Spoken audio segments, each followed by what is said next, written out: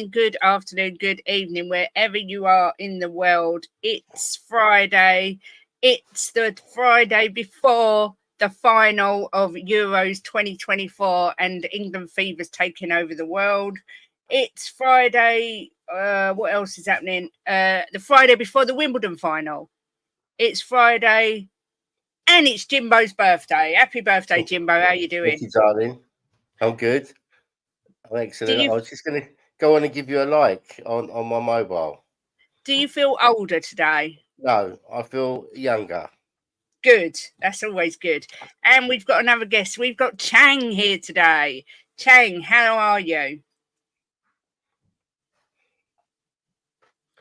We can't hear you. Chang's going to adjust his audio.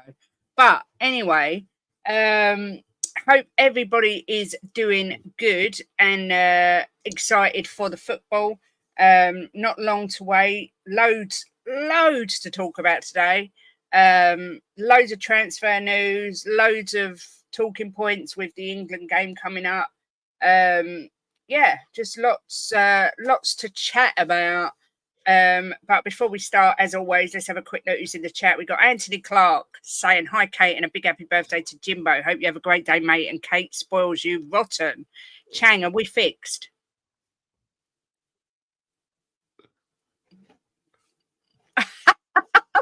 Chang's having the Friday feeling nightmare. We've got Scott Colliver saying, happy birthday, Jimbo. It's also my father's birthday. Well, happy birthday to your dad, Scott. Yeah, happy birthday to your dad, Scott. Big up, Jess. Good to see you. Saying happy birthday, Jimbo. Have a great day. Good to see you on the terrace yesterday as well. Big up, Jose. Said, come on, it's coming home to my house either way. And yeah, you're on a news. Thanks for the message, Jose. He sent me a private message wishing me a very happy birthday. You can't lose, Jose. I mean, I've got to ask you, are you cheering on Spain or are you cheering on England? Which one is it? I mean, you know, you've got to not sit on the fence and make your decision who you're cheering on. But yeah, either way, I suppose you'll be happy. Big up to you, Yap. Hope you are doing well. Yeah, so really, there's only one place to start. What, my birthday? He hasn't even opened his presents yet. Got to wait till later when everyone's home. I know. Can you believe that? I've got to wait to open my presents till everyone's home. Big up, Smithy, saying Auntie Kate and a massive happy birthday, Jimbo. Thanks, Liam. Thanks for the private message. We got Steve RFC says, big up, happy birthday, Jimbo. My uncle's 60th birthday on Tuesday. Happy birthday to your uncle. And Chang's back. Thanks, Steve. I'm so sorry for that. Yeah. I feel like it's my birthday. Chang's talking. And Menace, a very happy Friday birthday to you, Mr. Boxell. Thank you. And thank you so much for having me on, Miss Kate, to the viewers, to the channel chatters, and to anyone who's watching this on playback. Hope you are looking forward to what is going to be an absolutely bombastic weekend for British sports. Whether you're a fan of tennis, the football, or any other sport there is. England are yet in another final. What an achievement! But let's just wait and see whether will they be able to go one better than the last time they faced Italy in the Euros final back in Wembley about 4 years ago, in 2020. So here we are, yet another final, and let's get into today's show without further ado. Let's do it. Your sound isn't great, Chang. I don't know why. It's okay, but it's a bit echoey. El Dante's here. She's afternoon all. Hope everyone's great. Happy birthday, Jim. Hope hospital went well. The hospital was a frigging disaster. We travelled all the way back to go to the hospital. We got there and they hadn't booked Jim for x-rays, said he didn't need them. Then he went to see the consultant and the consultant hadn't arrived and they didn't know if he was coming. So we left. Literally 15 minutes after leaving, they called and we got cut off and then they called back. But the good news is Jim's arm is healing. He's not going to need an operation, which is wonderful news. And yeah, he can go back and see him when we're back down there. So that's all good. But thank you for asking, El Dante. That's very much appreciated. But yeah, like I say, only one place to start. We haven't streamed since it happened. Absolute euphoria around England at the minute. The way the media are talking, you would think we've already won the Euros. Jimbo, what did you think of the game? How are you feeling about it all? Well, I was really, really pleased with the game. I thought we played really well in the first half. I got a little bit nervous in the second half when they thanks El Dente. I got a little bit nervous in the second half when they started sitting back again, and then he made the changes and we kicked on again. So yeah, overall, I thought it was a much better performance. Everybody thinks we're going to get slaughtered by Spain. I don't see it. I think that England are going to win. I think they'll really turn up. They're going to have their backs up of the way they played and getting through to the final for the second time, right, Nick? For the second time in the last 2 Euros. So yeah, I'm backing England to win it. I thought on the semi-final, I thought that we would lose, but I said that they would have to play. If they played like they've been playing, we would lose, but they didn't. I said they'd have to play better to win, and that's what they did. So I was really pleased with it. Really enjoyed it. Excellent. Chang, big up, Nick. Good to see you, sir. Right, Nick. Thanks for the birthday morning. That's all right, mate. That's all right. We'll have to stop calling you Big Time Nick and calling you Slim Time Nick now, I think, or Half Pint or something. You're fading away in front of our eyes, Nick. Chang, what was your thoughts about the game on when was it? I'm so confused. What day is it? It was Friday? Thursday Wednesday. morning. It must be Wednesday for you, right? I believe the game was Wednesday for you because I watched it on a Thursday morning. And what can I say? Let's start with the first half. I thought Netherlands were good for the opener. What a strike from Xavi Simons, top left-hand corner, top bins. And it was really an unstoppable shot. But I think the controversy for the first half would have been a penalty.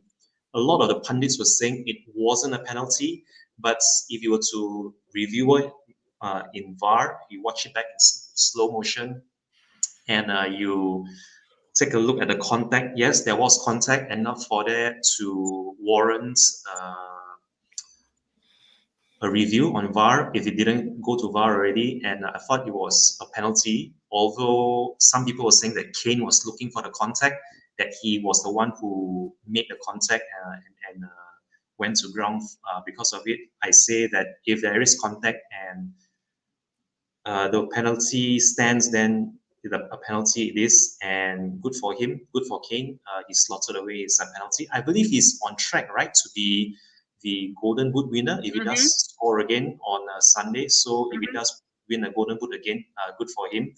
But as for the second half itself, I think Netherlands were the better team, and they were in the ascendancy as the half wore on. But fair play to Southgate for making the substitution. No one would have thought that Ollie Watkins would be the one to score the winner, and it was on a stroke of full time, or rather on the 90th minute, that he scored the winner from a very acute angle, and it was a strike that was good enough to win any final, or rather any game in itself. And it was good to see England wrap the game up without having to go the distance into extra time and penalties, which I think is going to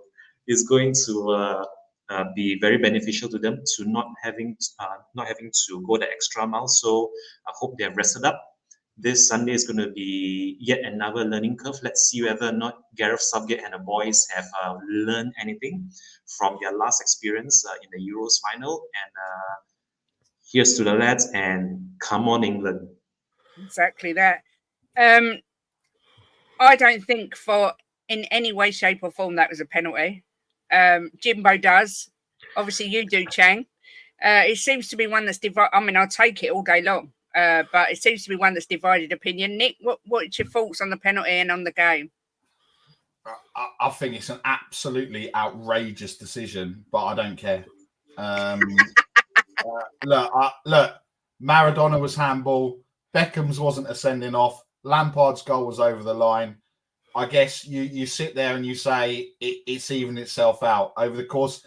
Normally when there's a decision in a Premier League game, we're talking about over the course of this over the season, it probably evens out. We've just had to wait 40 years for it to kind of even out, right? So, look, for me, it wasn't a penalty, but look, it was given. And there was only going to be, it's probably the only decision that anyone sat there going, VAR's done the right thing because it was in our favour. If that was in a North London derby, I'd be going absolutely bat crazy if that was into Arsenal, and I think everyone else would be saying the same thing. But look, I think the tournaments, things happen in tournament football, right? Southgate has been absolutely clueless. Playing players out of their position, not playing the right system, but it's getting the job done, and that's what you need to do in tournament football. We've played by far the best. Foden looked like the Foden of Man City. I was going mad when he pulled him off. So I just think, but it worked, right? Palmer came on, slotted it into Watkins, and for all those people saying, Kane should be dropped, that's what the subs are for. And as much as we wanted to see it earlier, and I think I said the other day or the other week that he's not playing people, he's making wrong decisions.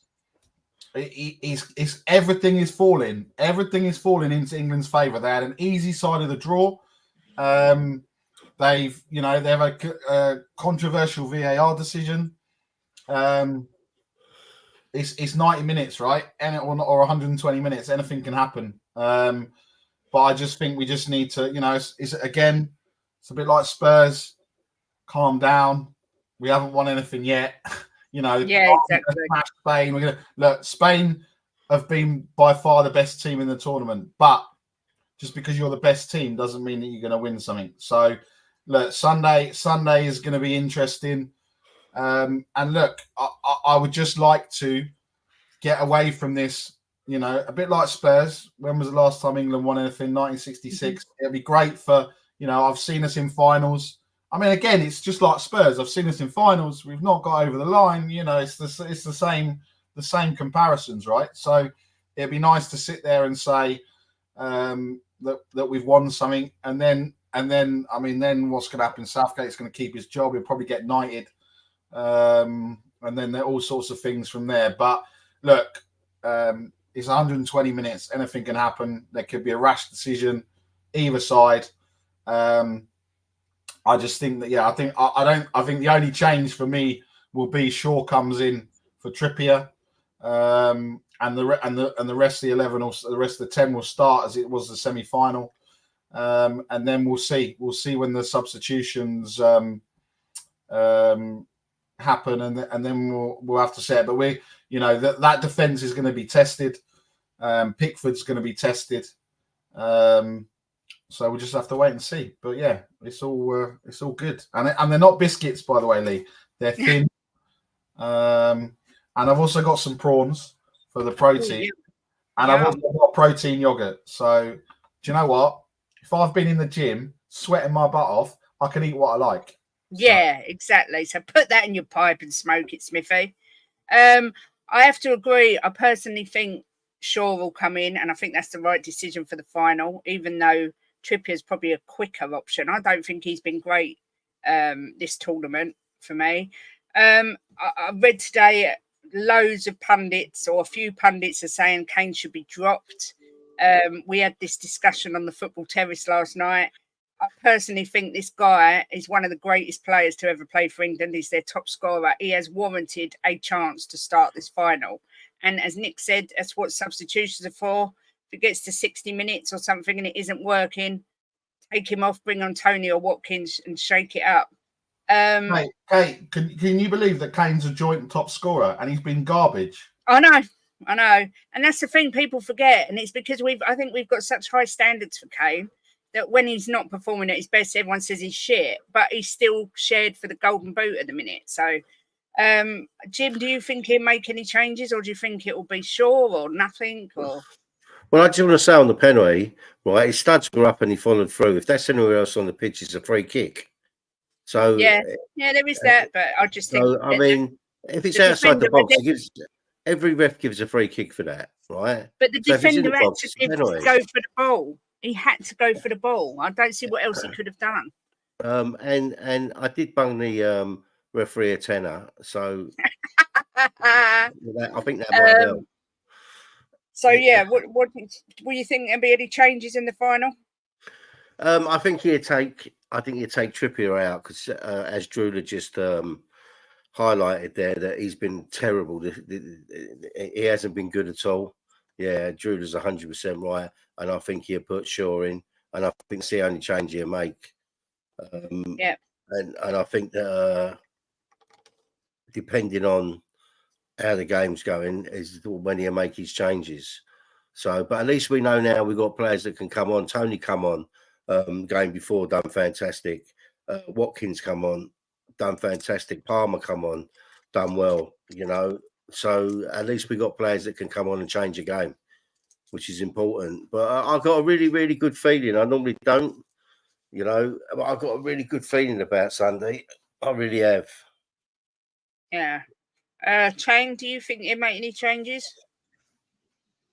I think the only change that needs to be made has already been mentioned. Luke Shaw on for Kieran Trippier. Other than that, I think the midfield and the rest of the defense is good. All these calls for Southgate to drop Kane, I think is absolutely rubbish because he is England's skipper for a good reason, and he is also one of the leading scorers in this tournament for a good reason as well. Come of the hour, come of the man, come of the national captain, one of our own. And if there ever was a tournament in which he really needs to step up big time, because I know he has been getting a lot of stick for not being a big time player, a big game player, if you will. That's Harry Kane. So if there ever was a bigger game for him, this has to be it, because I'm not sure how much longer he can carry on at this level without slowing down. He's not getting any younger, and I really wish him all the best. And I think that's about it. Just Luke Shaw for Kieran Trippier, and the rest is a status quo on the squad this game. Exactly. Now, Paul just put Southgate waits too long to make changes during the game. But I was reading an article yesterday. He's made 26 in-game substitutes during Euro 24. Tony for Kane, Trent for Foden, both versus the Swiss. You had Palmer and Watkins come on against the Netherlands. I think sometimes I'm guilty of this. I'm not a Southgate fan. I think he's cautious. But if you look back at all the substitutions he's made this tournament, most of them have been really successful substitutions in one way or another. Nick, do you think he's getting a bit of a hard time for no reason? Obviously, he can be criticised, but... Yeah, I mean, look, I just think it goes back to what I said about everything's just falling into place. I mean, you know, if there's anyone that needs to be dropped on Sunday, I'm dropping Jude Bellingham, because he's done, aside from a bicycle kick, he's done absolutely nothing. So look, everything has fallen into place. It's worked. If it didn't work, obviously it has. But if it didn't work, we'd be sitting saying, it's worked. So whether that's through luck, through judgment, through the opposition, through whatever the reason is, everything that it's done is worked. So, and I think, you know, he has been brave. I think managers in the past would have probably left Kane on the pitch. So, and I think what that shows is that everyone is together and everyone understands. There's no real animosity when they see their name and numbers being put up. So I think it's worked. Look, I don't think he's a genius, because these players should be performing much better than they are. And I think, you know, if you're saying a Pep Guardiola leaves, you're not going to say, "Oh, Gareth Southgate," are you? Do you know what I mean? So, I think it's the timing with everything has just been perfect for him. Yeah. Big up, Tigaro's just become a member again. Thank you very, very much indeed. I've completely lost my train of thought. Right, this is what I was going to say. This was another thing we discussed. Let's suppose Kane captains the team on Sunday, as we all expect him to. He scores the winner or a very important goal. Obviously, all goals are important in the final. We win the Euros. Where does Kane rank in the greatest England players? Obviously, you've got the likes of Bobby Moore, sort of the World Cup winners. Jimbo, where'd you put Kane in that? Oh, what you got to think of, Kate, is it's a lot different. It's a big difference in the era and the time. The football's different. I mean, I don't think anybody can ever surpass what the '66 team done winning the World Cup. So I think it's a bit unfair to compare. I think in modern day football, if we lift the trophy on Sunday, I think Kane will go down as one of the greatest modern time English footballers ever. But I think it's really unfair to compare against that team, the '66 team, because what they've done.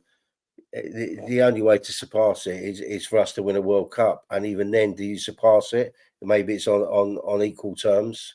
So I would never compare the footballers now to the footballers then. It was a lot harder for them then as well, I think, with the balls and the boots and the pitches, and so I wouldn't really compare. But I would say in modern day, if we lift the trophy Sunday, yes, he will go down as the greatest modern day English footballer. Yeah, I would say that.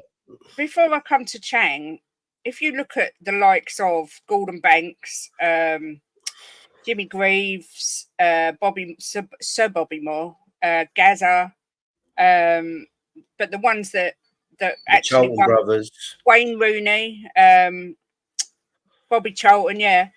If Kane scores in that final and we win it, along with the fact that he is England's top goal scorer, for me, he goes down as the greatest ever England player. That is how highly I think he goes. He goes to the top of the list for me. I mean, Chang, what do you think? Am I just being overexcited? Well, you do make a great point when it comes to Kane leading the charts as England's leading goal scorer. And if he does captain the national team to an international trophy, whether it be the World Cup or the Euros or whatever tournaments England are taking part in, then there is definite substance, there is backing to his claims for being England's all-time greatest player. Although I would reserve my judgment until such time he actually lifts a trophy with England. I think for him, not only as a national captain, but for him as a professional player himself, for his own merits, for his own, credentials, his own good. Yes, he definitely needs to win silverware somewhere. And if this is to be the first of many silverware that Kane is going to be lifting in his 30s, then so be it. If he does win the Euros, then yes, you could say that he is in a running to be one of England's all-time leading soccer players or football players. But yeah, until such time as when he does win something with England, I think you could say that he's up there with one of the best, but maybe not the best just yet. Maybe there is still more to come from him, not just being a goal scorer for England, but perhaps also being an actual captain that leads on the pitch by example. So I think this Sunday will be a great example, or rather a great platform for him to showcase what he's really all about. And if he does score and lift the trophy as England captain, then yes, you could say that he is up there with one of the best England has ever produced on the pitch. I mean, David Shear said Kane is so not England's greatest player. Defarshar says he's not equal to Jimmy Greaves or Dixie Dean.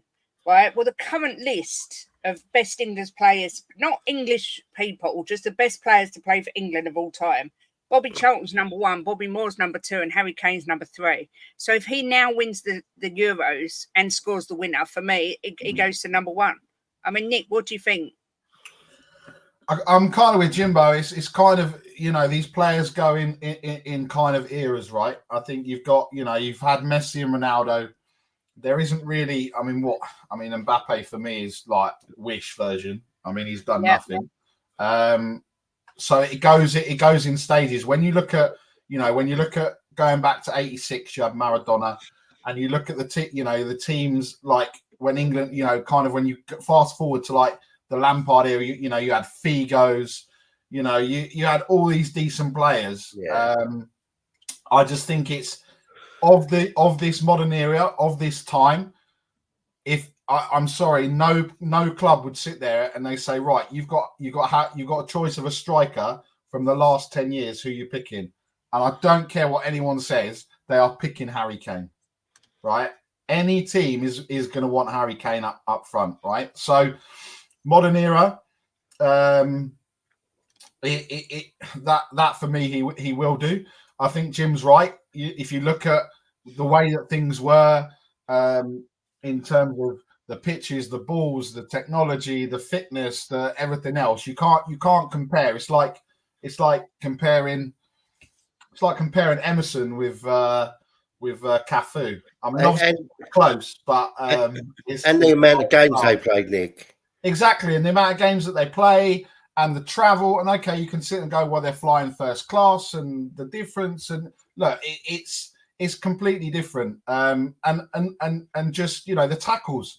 You know, tackles now that are red card tackles, they weren't even getting bookings; they were just playing on. So it's a completely different game than it was, whatever it is, 60 years ago.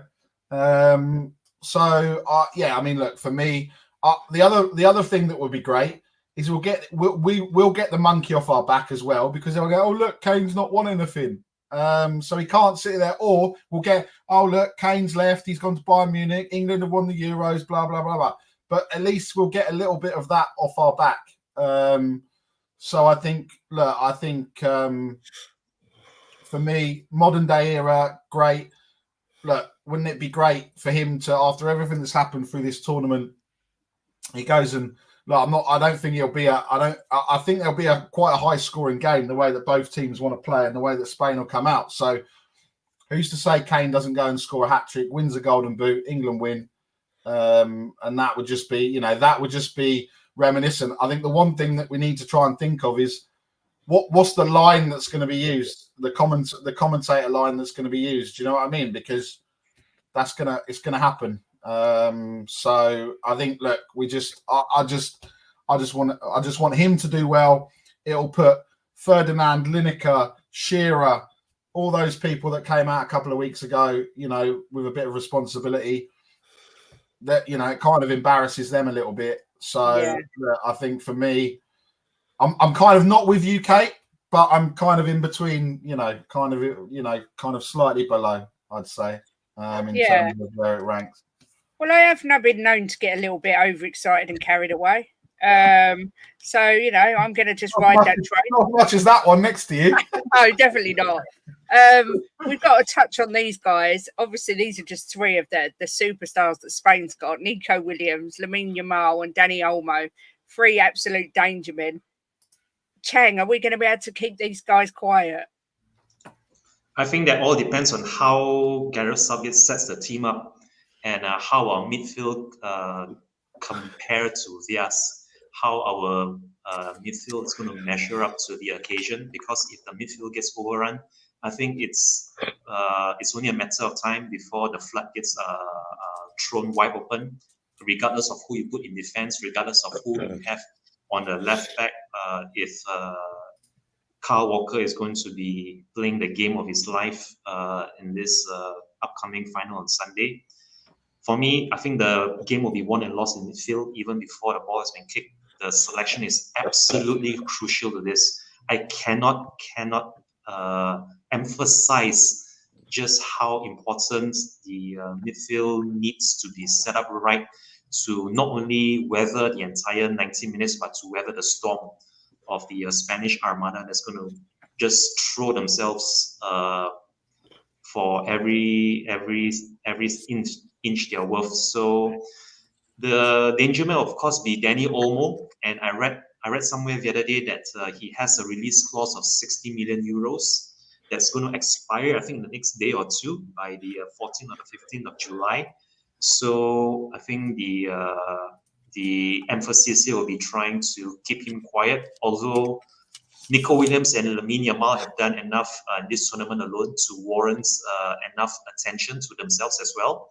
So I really do hope the English defense will be, up for it, because if not, then it's just a matter of whether or not England can outscore Spain.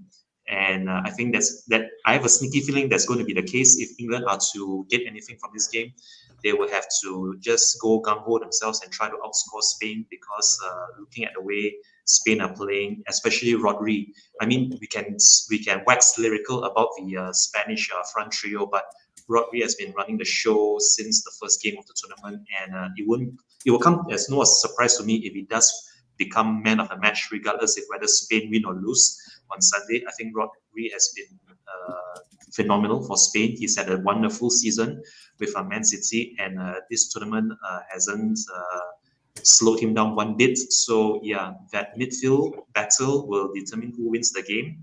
And if Spain are just going to be scoring freely, then it's up to the English lads, the front line of Kane, Foden, Saka, or even Ollie Watkins and Ivan Toney, if he does come on, whether or not they will be able to back the goals. Yeah, that's where the game will be won and lost. So for England, these three, yeah, they're going to be a handful, and I really do hope they do not get overrun within the first half itself, because if the first half itself, these three run riot, then the game will be over even before halftime. Yeah, I mean, I've put them three. I've just realised I didn't even put Rodri, and everyone knows Rodri loves scoring in a final. What are your thoughts, Jimbo, about these three? I mean, they've all been magnificent this tournament, all three of them. Look, Kate, you can put three English players up there as well. You know, we've got a team full of great players. If you look at that goal that was disallowed, right? It just 1 minute we're just like pushing forward, next minute it's in the back of the net, and he was inches offside. I mean, England, if they click, they are one of the best teams in the world. There's no argument about it. You know, you look at the players out there and how good they are, and what they do for their clubs. You know, there's not a player on the pitch out there that's not a great player. We've got an England team that are fantastic. So it's not a foregone conclusion we're going to lose. It's a 50-50 game for me. You know, we're as good as anybody in the world, you know, on our day. And there's no one can dispute that. And Germany had a lot of chances. And they didn't put them away. Georgia did well against them as well, caused them trouble. Look, if we go out there and play our football, we will win. I'm convinced of that. I'm just convinced. If we go out and play, we will win. It's if they sit back. That's what does England in. When they sit back, they need to go and play their football, you know, like they do for their clubs. So yeah, we can win it without any shadow of a doubt. I'm not sitting here thinking, oh my God, it's not like Rochdale playing Man United or Arsenal. This is like two top teams playing each other. So if we turn up on the day, we can win without any shadow. Yeah. Nick, thoughts on them three absolute, well, I don't know what to call them, ballers. Yeah, look, I think a lot of people have said in the comments Walker needs to be on form. I think that's why he needs to go with Shaw, because Trippier is just going to get absolutely torn apart. You saw him go; he was nowhere in the semi-final. So you know the right back and the left back needs to be on fire, and also there needs to, you know, that midfield, you know, or Declan Rice and Mainu need to, you know, kind of help them where they need help, because I mean, look, you saw the goal Yamal scored. We've seen what Nico Williams has done, and Dani Olmo has been fantastic. So look, it's as frightening as we are going forward. They're just as frightening. And Jim's right. It's a one-off game, 90 or 120 minutes. I don't want to. I know we'll come to predictions in a bit, but I don't want it to go to penalties because I don't think I can be able to handle it. No. But we're good on penalties, Nick. Yeah. Look, Jim, I know, but it's just I think after what happened against Italy, I think what's happened in previous tournaments, I think when it comes to the crunch, I'd much rather just go and do what we did, how we started the game against Italy, but then go and blow them away and be 3-0 up at half time. Do you know what I mean? I'd rather go and do that than get a goal, sit back, concede the equaliser, and then, penalties are a lottery, but unfortunately, normally we don't really sit very well on the side of that lottery. So, yeah, On the semis, Nick, we was in a house with 40 people, and I was the only one who sat back and was not worried, right, Kate? Everybody else was jumping up and had their head in their hands. And I said, we've got a squad full of great penalty takers. I wasn't worried at all.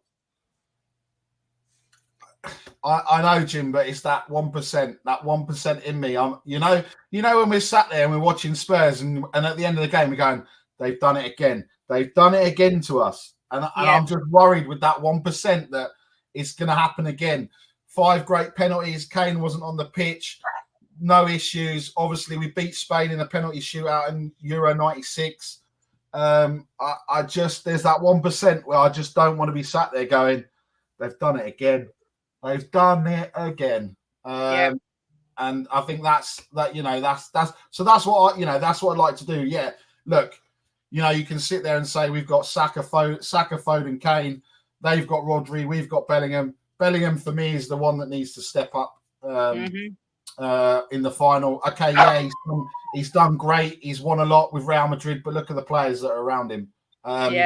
He needs, for me, like I said, it's the biggest disappointment. And all these people, again, overreacting. Oh, he's going to win the Ballon d'Or. He's going to do this and do that. Just calm. And I think, we just need to take the game to them. We need to go and get that first goal, then go and get the second goal. And then they're going to have to come at us. And then that's perfect because then we can exploit the space in behind. Make those substitutions. Palmer, Eze, Watkins, just get in behind them, get the third, get the fourth.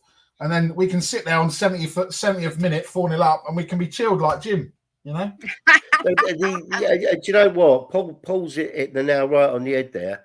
That if we go in front, they're going to sit back, and that's what infuriates me. They need to go and get that second goal, But I think what happened is that in the when obviously that second half against Holland, they made a change because they could see that we were dominating midfield, and then we kind of didn't have an answer.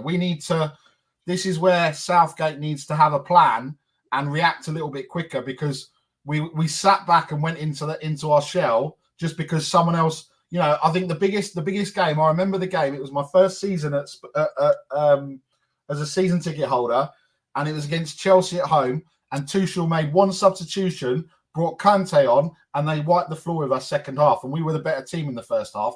That's almost what Southgate needs to do. He needs to have a plan that if Spain change it, we react. I don't think there's any suspensions for Spain for the final, as far as I know. I don't remember hearing that anyone is suspended. No, I don't think there is, Kate. What a shame. It's come out in the papers today. In the papers on the internet. Southgate has said he doesn't want to say too much about his future because he would like to hang on until the World Cup. I'm not sure how I feel about this, Jimbo. I'm not going to lie. Well, I think it all depends on Sunday, Kate. I think if we win, they keep him on, and if we lose, I don't think he'll be there. So I think the Sunday's as big a game for him as it is for the whole nation, because I think if he wins, they can't sack him, can they? You can't win. You can't sack a manager who's just won the Euros. No, but I really thought that it was done, and that if we win it, he sort of step down on a high. I've won you this, but I'm off. But now it seems to be changing. That he wants to stay on. I just wondered. I don't know how I feel about it. I don't think I'm happy. Well, if he wins us the Euros, and then I think he's earned the right to go to the World Cup, no matter what anybody says. We've had a bit of luck. We haven't had a hard draw, let's be honest. That we scraped through the first for the top spot in the group stages. We could have come second. It was only the other two teams drew. So, and if we'd have gone second, I don't think we'd be sitting there having this conversation. You know, because their heads would have been down, and we'd have had the hard side of the draw. And I don't think we'd have had so much luck. But look, at the end of the day, we're in the final. No matter how you get there, it's not his fault. You know who we come up against. It's they all play each other, and where they end up is where they go, and where we end up is where we go. So that's not his fault. So I don't blame him for getting the easy draw. But if he wins the Euros, how are they going to say to him, "You're sacked"? You know, I think it would. I think he's got he should be given the right to go to the World Cup if we win the Euros. The thing is, we all say to win a tournament, doesn't matter if it's international, if it's club football, you need luck, a bit of luck. And we have had a bit of luck. We had the dodgy VAR decision. We had the easiest side of the draw. Nick, how are you going to feel if Southgate stays on? Well, that's how I feel. I don't even want to think about it. I think if he wins it and he says, "I'm going to walk away," then that, you know, he's given that right to almost do that, right? So that, I guess, would be I guess best for everyone. Look, this team really, I guess in the back of his mind though, will probably be going, "All right, I've won the Euros. Now I want to test against the best, against your Argentinas, against, you know, your Brazils, against, you know, on the biggest stage." And then I think that, you know, I think what will happen is we'll get to Canada and USA, and it'll be because, you know, we're not in a stage now where it's ever going to be, you know, we're not back in the, you know, the Graham Taylor and the Steve McLaren and, you know, that kind of era. So kind of England going to a major tournament is kind of a given. And then I think what will happen is potentially it'll be like a group stage exit or something like that, and then it'll all fall out. Look, I don't think in 2 years' time, do you think Harry Kane will be there? Maybe, but I don't think he'll be as, you know, I'm not sure, because obviously you've seen Watkins, you've got Tony. A lot depends on what happens with where Tony goes in the summer. If Tony starts banging 20, 25, 30 goals a season, then you can't really not play him. If Watkins carries on scoring, you know, is there a change of formation and they go 4-4-2 and have Tony and Watkins up there? I mean, there's so many questions with the team going forward. I guess the perfect thing would be he wins it, he steps aside, and then, you know, I guess the next question is who. I mean, I know they said something about his assistant, but until we get there, I think for me, probably an Eddie Howe, maybe. I think it's, you know, with the Newcastle owners selling up or the people that were involved selling up, I think, you know, if they don't get off to a good start, his time may be kind of numbered, and then we'll have to wait and see. But I think, yeah, all this talk of a Jose or a Poch or something like that, I don't think it's something we should be looking at. Nick, what do you mean that Newcastle owners selling up? The Staveleys or whatever, Amanda Staveley and her husband, who are part of the group that brought in, that were part of the PIF or whatever, they're selling their stakes. They reduce their stakes and then they're selling. So that funny looking woman, she looks a bit funny. I don't know if it's just me, but she looks a little bit funny. Yeah, they're selling up. I don't think it means anything massive in the grand scheme of things, but you never know, right? So, a new investor, how many times have we seen it? You know, the guys that went down to Plymouth and, you know, they were playing, and then all of a sudden new manager comes in and you're not there what they want. You know, Dane Scarlett was playing at Portsmouth, new manager came in and he wasn't playing. So I think football is, you know, you've seen the amount of money and, you know, people want results now. I think it's, it can turn on, you know, it can turn on a knife edge. The same way it could turn with any football club. A new manager comes in, or a new board member comes in, you look at what's happened at United. They've overpaid for Xerxes because they want more favourable terms. So it looks like they're changing the way that they're doing things. Whereas in the past, you'd have just paid the release fee rather than paying more money. So a week is a long time in a football club, I guess. So and it can change quite quickly, and especially for us, we're going to have 3 games a week, and you could go from being you lose 3 on the bounce, and that's the end of the world, or you lose a North London derby, and then you go and win 2, 3, 4, 5, 6 on the bounce. So I think that's what's good about what's going to happen next year as well, is that games are going to come thick and fast. So you've always got that opportunity to make amends rather than, losing and then you've got a week, or it's an international break and everything else. So. Yeah, good afternoon, everyone that's coming in, by the way. Please make sure you smash a like for Jimbo's birthday there and subscribe if you haven't already. Chang, do you see Southgate going? What's your thoughts? If he wins the tournament, there is a very, very high possibility that he will stay unless he decides to resign willingly. Because I doubt it that FA are going to sack him if he wins. Because what kind of a message would that then send out to his successor? I mean, whoever who's eyeing the job will be looking at Southgate and be thinking to himself, "Wow, he just won the Euros and he's got sacked. And what has that got to do? What's that going to do to me in the long run?" So, if Southgate wins the Euros, then yes, he has every right to stay. That is, if he doesn't resign willingly at the end of the tournament, regardless if he wins or loses. And if he does win, then yes, I think he should be given maybe a year or 2 beyond this tournament to see if he can do the same thing, if he can pull off the same trick in the next World Cup. But if he doesn't win, then yes, serious questions will have to be asked of him, his credentials, and whether he is the right man for the job, because this is going to be his 2nd consecutive final. I really wish it wouldn't be his 2nd consecutive loss in the Euros final. I really hope not. Not only for his sake or Kane's sake, but for all English fans watching watching the final on Sunday. I think his tenure, his career is in his hands. It's all in his hands now. If he does well, then good for him. He deserves to stay on. But if it all goes sideways for him, then I think it's maybe time to get someone in.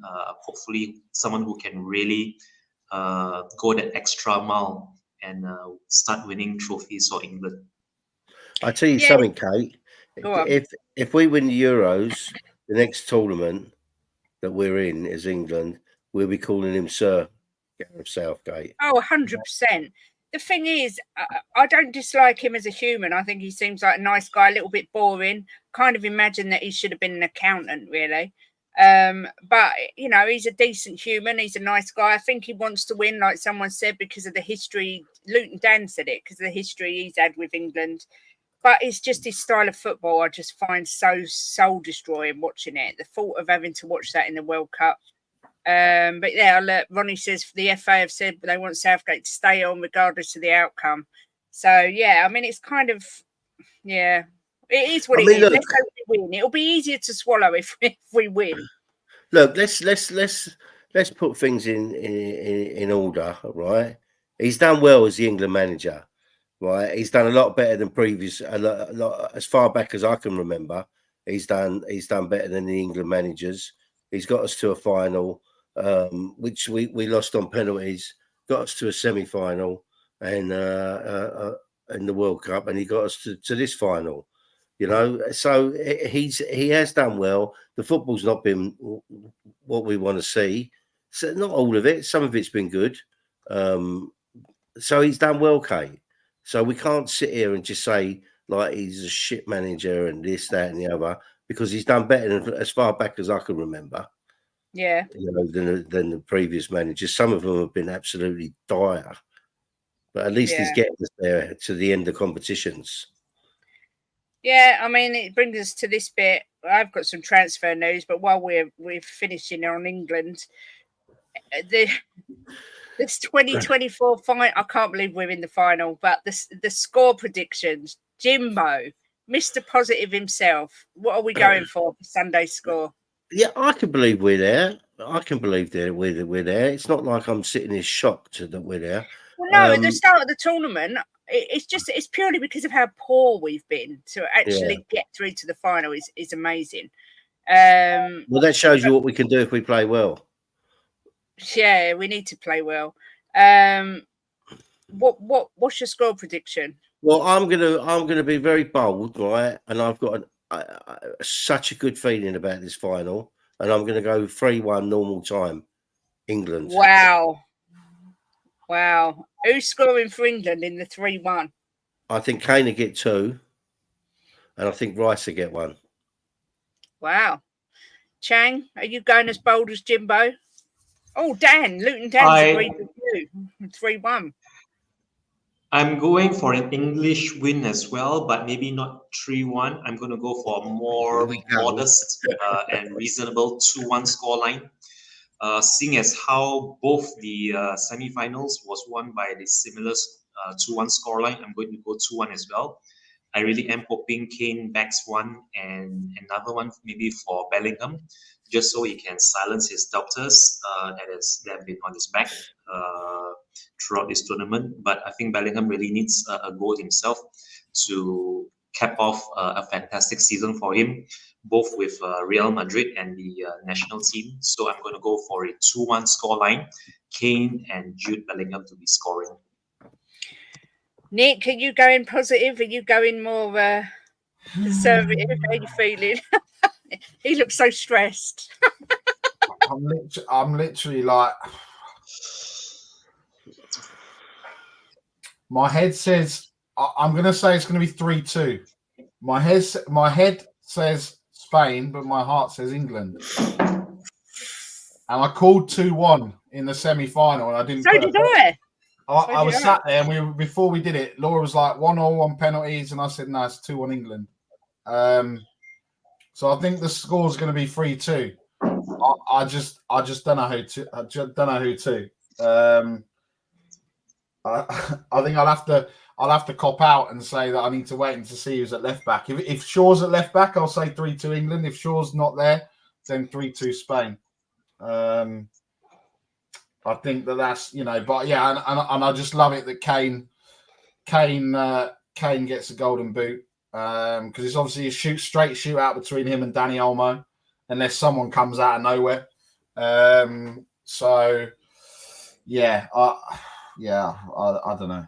I'm kind of all over it. I know you need to predict a loss because otherwise, if you predict a win, it's after what's happened in every other game. But I'm really torn. I'm kind of like it's like no other game. Before you were kind of like I was just going back, and obviously you see out on Facebook your memories pop up, and it was like World Cup 92. 1990 World Cup. I was 7 years old, and tears. Then I said I don't want tears again after Italy. Yeah. I think it's more. I think it's more because of the kids now. Like for me, supporting Spurs and supporting England is just like the same. You're always left disappointed. I just think for the kids and for that would be the biggest thing that they get to. They get to witness something like that. So, yeah. Sod it. 3-2 England. Go on, England. I actually did predict 2-1 and we won. So I'm going to go 2-2 and then England to win it in extra time. And I'm going Kane, Saka and Watkins to get the winner. That's my prediction. I think he's got it in his head now. He's scored that absolute fantastic goal, and I'm so pleased for him. I can't just express how pleased I am for him. What a lovely guy, and for him to score the winner in the final would just be a dream. And even though he wants to play for Arsenal one day, Ollie Watkins, I don't care. I would love to see him score. But then if it's a scrappy own goal, I don't care. I just want us to. I don't care if it comes off someone's bums. You know what I mean? Exactly. We don't care. Supporting England is so much like Spurs. You build yourself up every bloody time to get kicked in the nuts. So, but yes, we've all gone for an England win. Call us deluded. We don't care. But on to a bit of transfer news. It's emerged today that Tottenham have agreed a fee for Troy Parrott, as Alkmaar are buying him for £6.7 million. Jim, kind of come to you first. Is this a good move for Tottenham? I'm over the moon that he's going. Yeah, I think it's a good move. I obviously Angie's going to move some of the younger players up. He's got a few of them in training, and he obviously doesn't think Parrott's the right person for him. So yeah, let him go on and build his career. He's a young guy. He's been at Spurs a long time. He needs to get his career on track. Was he gone to AZ Alkmaar, I believe? Yeah. I read it this morning. Yeah, good luck to him. I wish him all the luck in the world. You know, he's been a good servant for the for Spurs. You know, in the younger teams, he's tried to break through, hasn't quite made it. So let him go on and have a good career somewhere else. He deserves it. So yeah, I don't think he's cut out for the Premier League. No, I wish him all the luck in the world, and he'll probably go out there and smash it, and I hope he does. Yeah. Chang, are you with Jimbo there, or do you think we should have kept Parrott? 100%. I think he definitely needs game time, and we've seen enough of him on loan away at different clubs to really get a good look at him. Unfortunately, I don't think he is the answer to our striking problems, our goal scoring, lack of goals from the forwards. And this will be a good move for him. I really wish him all the best for everything he's done for the club as a youth player, as a loanee away on so many clubs. I can't even remember all of them. But if that means giving the likes of Alejo Velis, this one here, this message here by David Shear, I really hope that this exit for Parrott then paves the way for Velis to get some game time next season, because otherwise, what is the point really of signing all these players and not having them play a single minute for us if and when they are really called upon? And I really do hope that this will become a trend now for us to then start selling our youngsters who can't make the grade, and we keep hold of the youth players that we really hope are going to be the future at Spurs, whether they are your Lucas Bergvals, your Vuskovics, even Ashley Phillips. And all the best to you, Troy Parrott. Thank you for your many, many years of service at the club. And let's hope that this then signals a clear intent by the club to get a tried and proven forward for next season and beyond. You know what, Luton Dan, that's so right. 46-year-old levels. That actually creased me up. Glad Parrott is gone. Glad Parrott is gone. I've got such a stupid sense of humour, I swear to God. Nick, are you pleased to see the back of Parrott? I mean, Tigaro saying yes and get Gill out now. Yeah, look, I'm just looking for it. He scored, obviously scored 10 goals last season. And before that, he'd scored 13 in 3 years or whatever. So he did. Look, I saw a bit of him when he was playing for MK Dons, and that was in League One Championship. So yeah, he hasn't been that great. Let's be honest. You can take one name out of that, Ronnie. So I just think that, I think Chang's right. It's whether or not people have the belief. I mean, obviously, that if we're seeing someone like Parrott go, is the next, the next move for a Dane Scarlett is going to be very important, because he could be the next one. As we've seen the new, we've seen obviously Mikey Moore and Will Lancashire and all these other players coming through. So look, it's about taking your opportunity. It's about putting yourself out there. I don't think he's done it. I don't think, you know, we're going to miss him. I guess the only question around it now is the whole European homegrown trained or whatever that means anymore, a bit like the PSR and everything else, and whether that means that, you know, the Carl Walker-Peters conversation is back on the table. Because that, you know, realistically, or is it a Dele Alli conversation on the table? Do you know what I mean? So look, I think it gives us more questions than it does answers, because we're not losing anything, and to get that amount of money,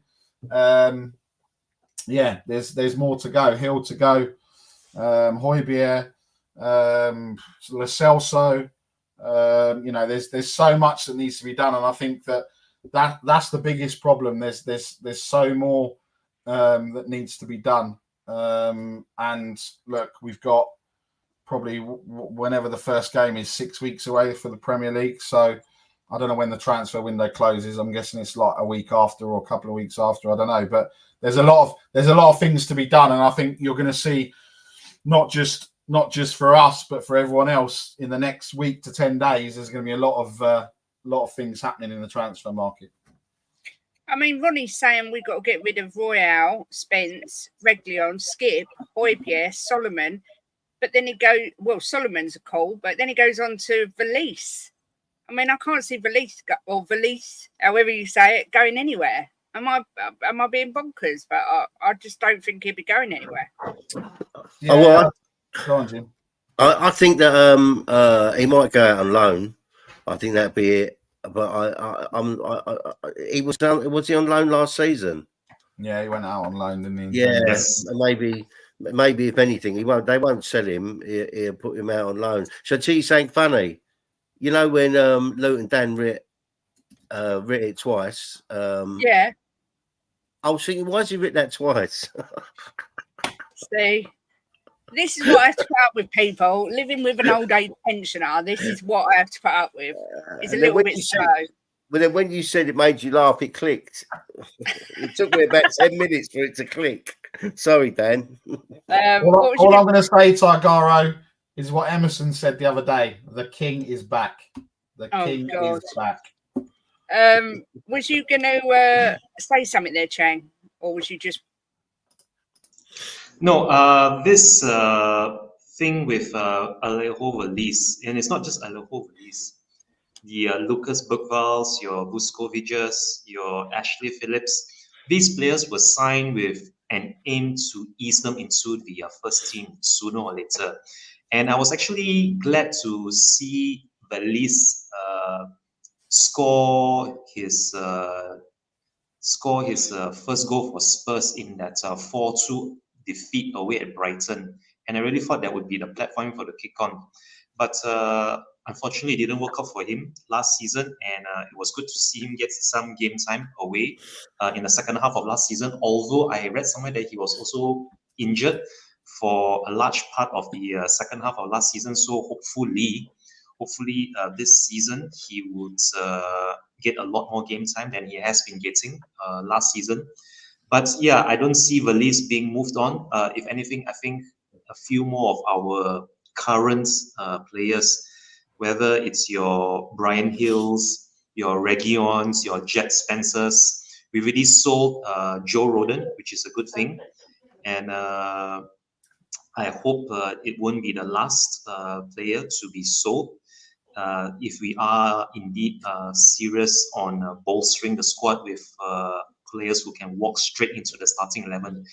Enough of absolutely. I'm actually done with getting in Timo Werners. No more Timo Werners. I mean, you could put up a case that Mikey Moore might still be in a running to feature, but I mean, we just only signed what's his name now from oh my goodness, his name escapes me. We just only announced him a week or so ago.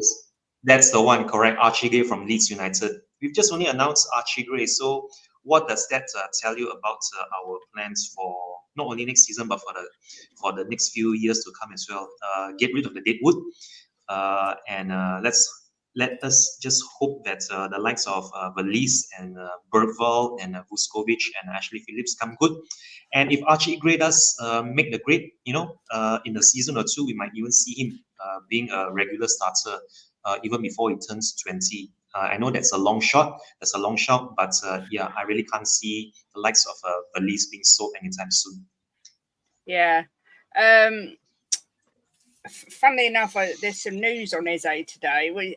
It says Eze will soon be back at Palace, obviously. Tottenham, Man City and Man United have all been linked, and insiders at the club share some fresh developments and claim that Palace will be ready to ward off any interest and have decided they will not sell. I'm not surprised. They haven't got a choice, Kate, if his release clause is met. Well, is that true? Yeah, if he wants to go, yeah, they've given him their word that if he wants to go and someone puts 50 up front and then I think it's 10 and 18, 10 and 8 in how he does, performances, whatever they call it. Yeah. They can't stop him from going. That's what I read.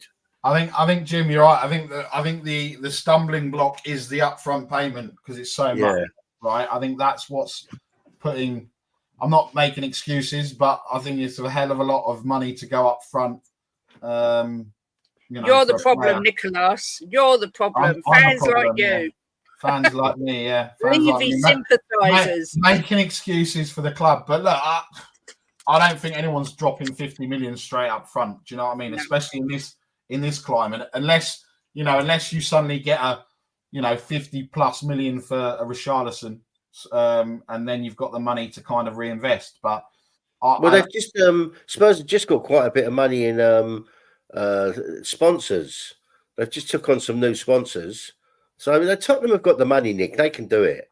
I know they can do it. I'm not saying they can't do it. I'm just saying, I'm just saying it's just, Did you see what 10 million from 10 million they got from the trading sponsor, which is an up from 8 million the previous year. So yeah. I mean, what does 10 million get you these days? It doesn't get you anything, does it? In a football world. No, I mean there is rumours that it's looking more likely that we're going to go down the route of Desiree Doué or Didgeridoo. But Vindaloo said that Vinicius, the 17-year-old Brazilian winger, could also be our next target if Eze doesn't work out. So it does look like they're shopping for alternatives. Paratici masterclass, really. He's putting all the smoke screen, and then we didn't see Archie Gray come out of that was out of nowhere. I think we've seen what we've seen the last couple of seasons. We're looking at this, and then all of a sudden something else happens. Kulusevski and a Bentancur. We didn't. I just think. Look, I think it's obvious. I think and also, let's be honest. If Eze was going to go, why is there not a Manchester United, Chelsea, City, Liverpool? These types of teams that are going to be interested because they know that they could. They know that they could get him. Straight away, do you know what I mean? They could without what are you going to choose, Tottenham or us? We're going to win trophies. Well, I'm not going to choose Tottenham, are we? So yeah, but we're doing the quad this year. He started Kate already. Kate, so we will win some trophies. Can you push him down some stairs again, please? Oh dear, I can't say too much. It's his bloody birthday, but we touched on this guy. And it says Chelsea are weighing up triggering Danny Olmo's 50 million release clause before it expires next Monday, although I've just been told it's been extended till the 20th. According to the Mirror, he's attracting plenty of interest, blah, blah, blah. Both Premier League and La Liga clubs are weighing up moves before Sunday's Euro final, with Chelsea already holding talks with his representatives. I want to know how Chelsea can buy all these players when they're supposed to be in a crisis with FFP. Can someone explain, please? Where's Mark when you need him? I know. He's hiding till the Euros are over. That's what he told me. In case I think. Look, creative accounting in football clubs is nothing new, and I'm sure they've probably sold a parking spot outside Stamford Bridge for £400 million. So that's probably where they can get the money. No one's going to sit there and go, "Oh, you sold it? Yeah, we sold it," and they'll be like, "Okay, cool, fine." So yeah, it's something definitely very shifted going on. Villa have obviously lost a few players, Douglas Luiz being the biggest one, and it says, according to reports, Moussa Diaby has agreed terms to move to Saudi Arabian side Al Ittihad. I'll be pleased he goes, but I would have loved him at Spurs. I think this guy's got massive potential.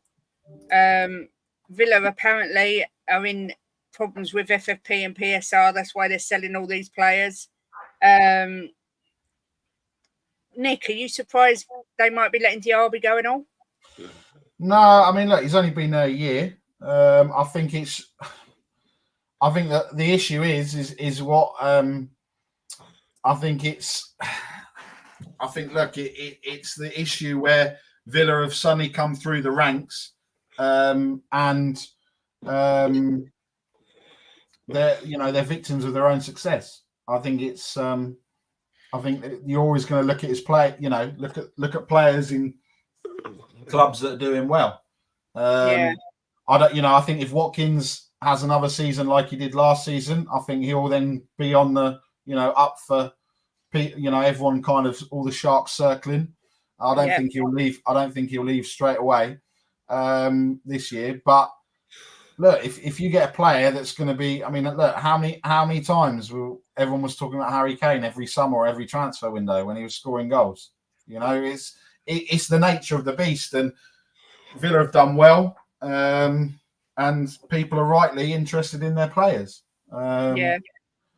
So I think it's just it's just the nature of the beast, and they could have a stinker, and then it could be another Jack. I'm not saying they're going to get relegated, but it could be another Jack Grealish where they get rid of Watkins and a few others, and then they fall down again. But Emery leaves for something better, maybe. I don't know. So yeah, I mean, I just find it incredible. These smaller clubs seem to, when they're in FFP trouble, they do something about it, and the bigger ones seem to just carry on regardless. It doesn't make any sense to me.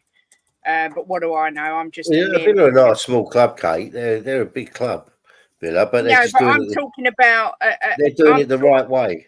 I know, but I'm sort of referring to a big club by the traditional top six, say. And Villa were never that. Weird news just come in. PSG have offered £170 million to sign Victor Osimhen and that Kivcha. I don't know. Kivcha.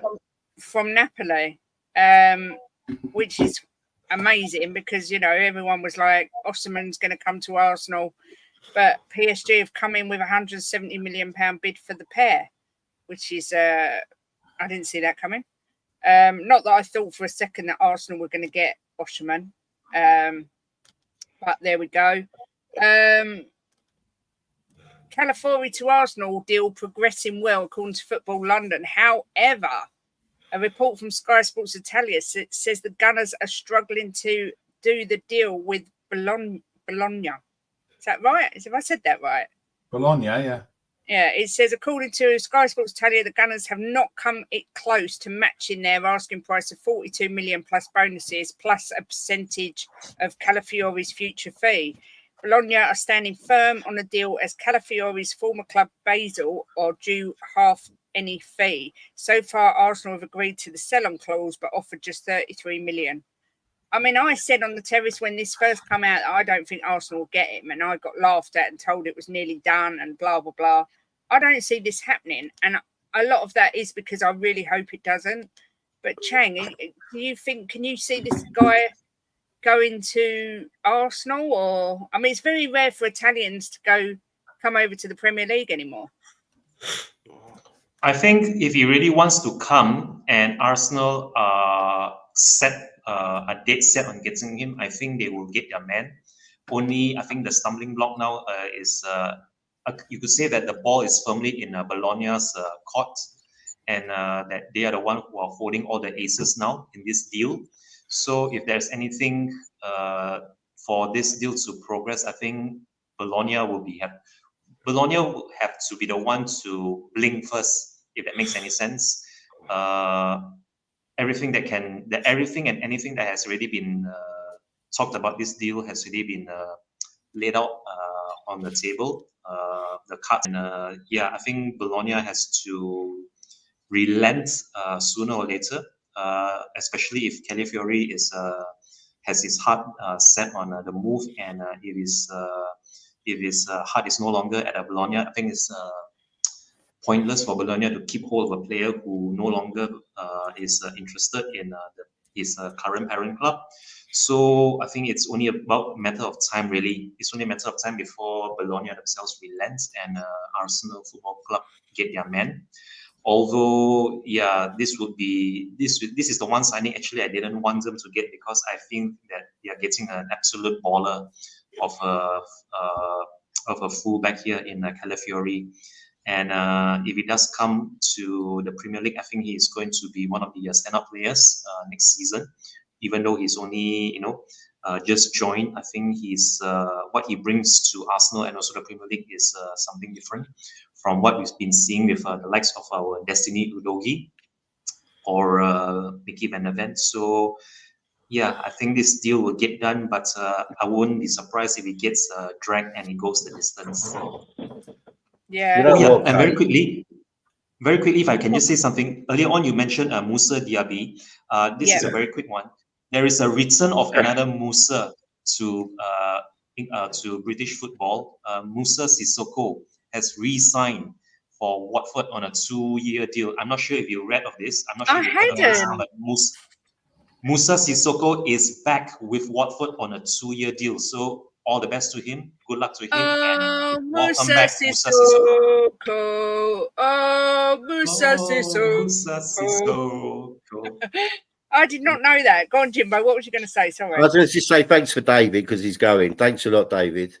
Yeah, David, me and you aren't talking because you said that Jim looks younger than me. So we're not speaking, but I hope you have a good day anyway. And congratulations on your good news. Go on, Jimbo.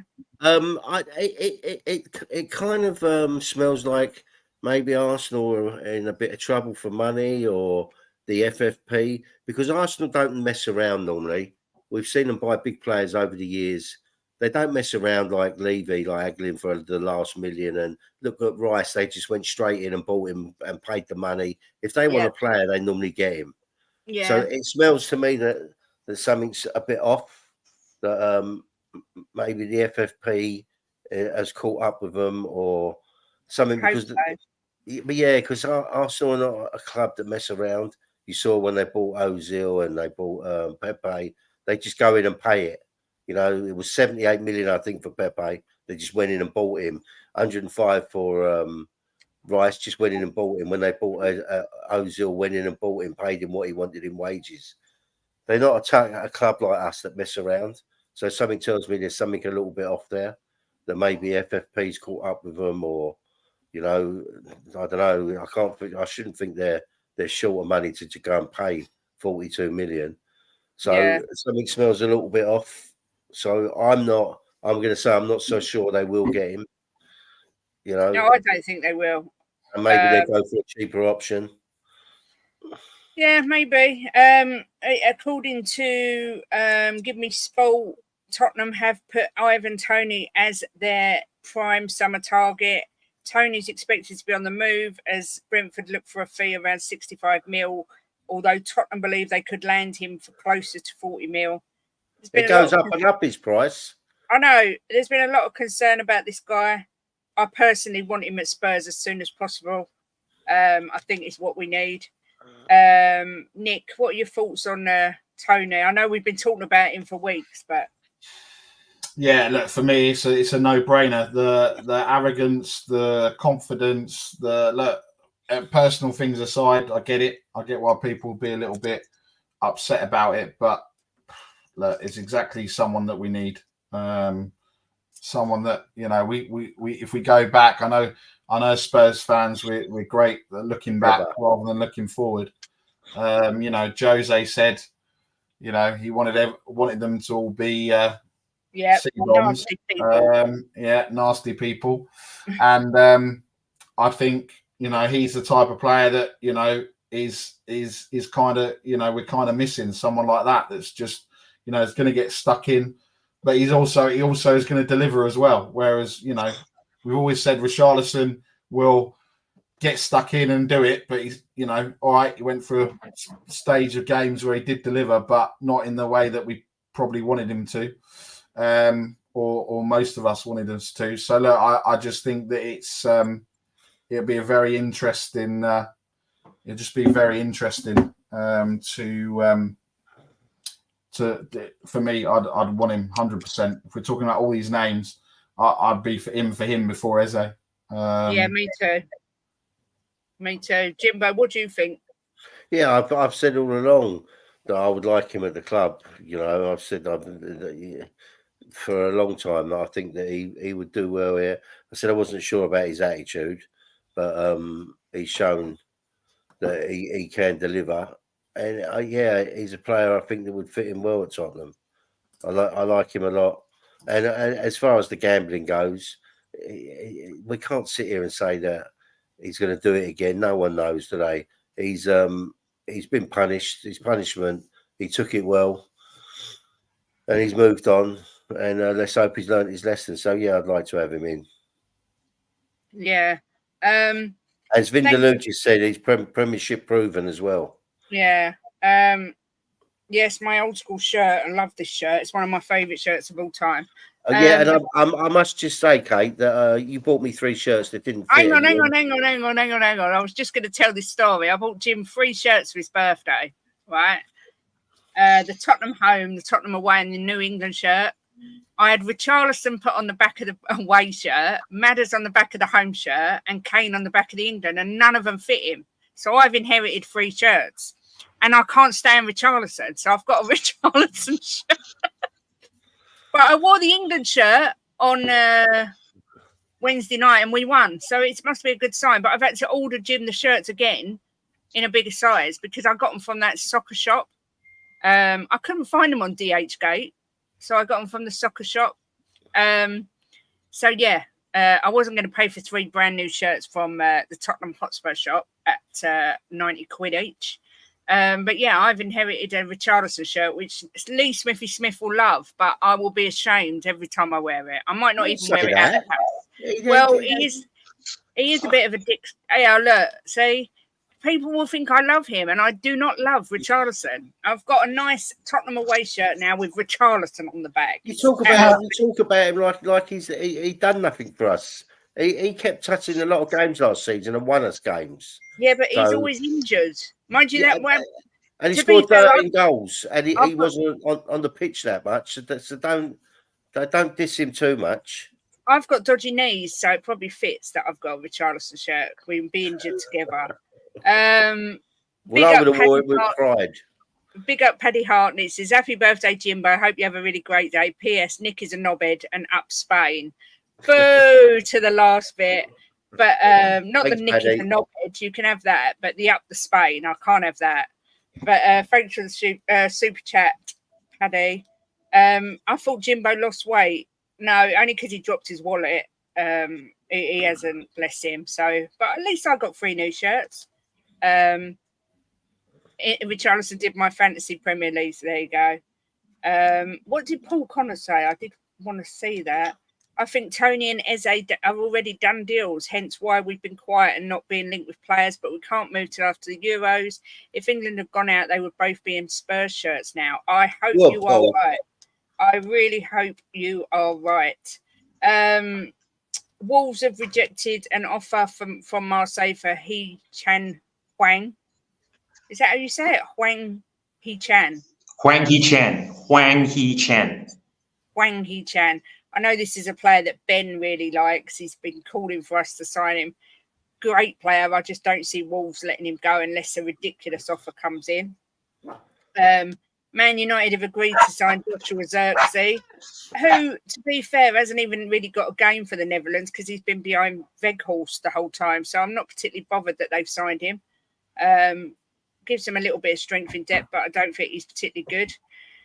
But Van Dijk, after Netherlands went out, came out and said that he's going to have to think about his future for both club and country. He did say when Klopp was announced he was leaving that he doesn't know if he will remain at Liverpool. Chang, do you think he's sort of going to retire from international football and stay at Liverpool? Do you think he may just carry on, or do you think he may leave both? I mean, what's your thoughts? I think Van Dijk is going to stay on in the Netherlands national setup. Although whether or not he's going to be staying on at Liverpool now that Jurgen Klopp, the manager that brought him there in the first place, has left, maybe he feels that he's won everything that needs to be won at Liverpool, and that he might actually look elsewhere for a fresh challenge. Van Dijk's won the Premier League, the Premiership. He's won the Champions League. He's won a few domestic cups as well. So it makes sense for him to move on to different challenges in maybe different leagues. But for me, Van Dijk still has a lot to offer, and if he does stay at Liverpool, good for him, good for Liverpool Football FC Club. But as far as the Netherlands national squad goes, I think he's going to stay. He's going to stay an international player for the Netherlands, and looks like Mickey Van der Ven's not going to be breaking into the Netherlands starting 11 anytime soon if Van Dijk is there. But yeah, I think Van Dijk still has a few more good years left in him. Whether or not that those few good years are going to be at Liverpool FC remains to be seen. Let's see how he gets on with the new Liverpool manager, Arne Slot. And if it doesn't work out for him, then fair play to him. He's been a massive servant. He's been a massive difference to Liverpool Football Club, and pretty much everything that they've won since he signed for Liverpool Football Club. So all the best to Virgil van Dijk, and let's just see what the future holds for him. Yeah. So it was a weird thing to say, but then I think footballers, when they go out of a competition and stuff, they tend to overreact. A bit like me saying Kane's the greatest player to ever play for England. We all get a little bit excited. Well, I always thought that once Klopp left, I thought that he would want to leave Liverpool. So it wouldn't surprise me at all if he wanted to leave. You know, I don't know how long he's got left on his contract. He might play out his contract and then go. But I always thought that he would go when Klopp left. But, you know, the other thing is I think that Salah would have left if Klopp had stayed. But now he's gone. I think he'll probably stay. Yeah. The last bit of news is just to say that Arsenal is saying they still want a striker. However, it's highly unlikely that Victor Osimhen is going to come. So they've put Victor Gyökeres as a priority signing. Now, loads of people gush about this guy. He's not Premier League proven, and he's just come back from a bad injury, I believe. So we'll see. Okay. Yeah. Sorry to interrupt, but Vindaloo's done a super chat and he's got to go. Oh, okay. Thank you very much, Vindaloo. He says, happy birthday, Jimbo. This is towards a treadmill. I love you, Vindaloo. Even though you're a gooner, I think you're brilliant. The funny thing is, brilliant. Just outside this room, there is a treadmill at my sister's, but it's got dust on it because it never gets used. So maybe, Jimbo, you need to get the treadmill out and start doing some walking. But thank you very much, Vindaloo. Yeah, top gooner. He's a top gooner. Gyökeres may happen again. It'll be something that we're waiting for. And if you're right, Jimbo, and they are struggling a little bit with FFP, you know, we'll have to see what happens with them. Well, but we know Vindaloo's not struggling with FFP because he's just done a super chat. Yeah, he's all right. He's all right. We'd let him off anyway. Was there anything else I'd starred? No, that was just David Shear giving me abuse. Anything else anybody wants to talk about? Obviously, Sissoko. I still can't believe he's signed for Watford, but there we go. Yeah. Anything else? Anything else happening that I've missed? Okay. After this stream is over, to the people in the chat and also to everyone else on the panel, head on over to Spurs' social media. You will see a clip of Son Heung-min walking into training this morning with his prediction on whom he thinks is going He's to got a win the pop-up on Euros there. on Sunday. Yes, you really should Oh, watch it. interesting. He's actually being very neutral and very realistic with his prediction, but let's just say that he still has a very soft spot for his old strike partner Kane. So make sure you watch that video when you're done here. It says Bayern Munich are going to receive 50% of Joshua Zirkzee deal from Bologna, which is almost 21 million euros after the agreement was reached with Manchester United, which is interesting. Big up Jess. Make sure everyone goes as subs to Jess. Thanks, Jess. And that's it. That's all the news I've got. Jurgen Klopp has rebuffed the approach to become the new USA head coach. But he has. They approached him. He said he wants a break from football. Who's that, Kate? Jurgen Klopp. So, and Marseille have reached agreement with Man United to sign Mason Greenwood, 27.6 million euros plus 4 million euros add-on. I mean, that's a funny one. Well, it's not a funny one. It's a sad one in a way because, well, is it sad? I'm not going to go down that road and give my opinion on that. I don't want to be controversial, but you know, it is what it is. He looks like he's going to Marseille. Chang, when are you back on Spurs Diehards or Spurs Suasion or wherever else you're going to be? That's a good question actually, because I haven't made any plans over the weekend. Hopefully I'll be able to do a watch along on anywhere. Miss Jessie, if you're still here in the chat, if you're still here watching this, if you need anyone for the live watch along on a Sunday over on the channel, I'm available. But other than that, I think I have nothing planned for the weekend. I'm just going to I'm just going to sit back, just put my feet up and enjoy the Euros and the Copa America final as well. I really do hope Cristian Romero lifts yet another major international silverware for Argentina. But Colombia are no pushovers. I mean, what they had to do against Uruguay in the semi-final is no mean feat. So it's good to see Davinson Sanchez getting his due, getting his props now that he's away from Spurs and really, winning things with over in Turkey as well. So that's something else to look forward to as well. Maybe I might do a watch along with Jacob for the Copa America final. So I think that's pretty much all I have for this weekend. Hopefully a watch along for the Euros final and yet another watch along for the Copa America final. Before I forget, just to touch on this, obviously Darwin Nunez the other day ran up into the crowd to defend his family. I mean, he got a pint of beer thrown over him. There was punches thrown, all sorts going on. Jimbo, I'm going to ask you first. What do you make of it? I've seen some people say good on him. I've seen some people say he shouldn't have done it. I know it wasn't just him, but he was the one that's been all over the television. What's your thoughts on it? Thanks, George, for the birthday wishes. Well,